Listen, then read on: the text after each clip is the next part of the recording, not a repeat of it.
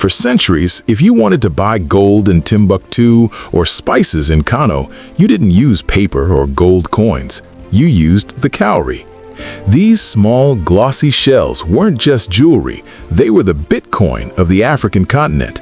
They were impossible to counterfeit, easy to carry, and most importantly, they were rare. Because they only grew in the warm waters of the Indian Ocean, they had to be carried thousands of miles across the Sahara Desert by camel. This scarcity gave them value. In the great West African empires like Mali and Songhai, a handful of cowries could buy you a goat, and a bag could buy you a kingdom. For hundreds of years, this system worked perfectly. But in the 1500s, European traders arrived on the coast of West Africa, and they noticed something incredible. They saw that the locals were willing to trade valuable goods, gold, ivory, and even human beings, for these little white shells.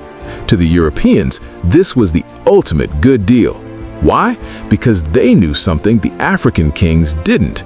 The Maldives, a group of islands in the Indian Ocean, were literally made of cowries. The Europeans began sailing massive ships to the Maldives, shoveling millions of shells into their hulls like gravel and dumping them onto the African coast. At first, the African leaders thought they were becoming the richest people on earth. They were receiving boatloads of money for almost no effort.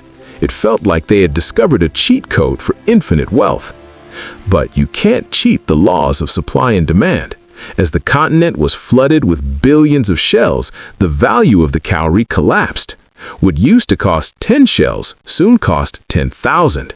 People's life savings, stored in bags of shells, became worthless overnight. The good deal had turned into hyperinflation.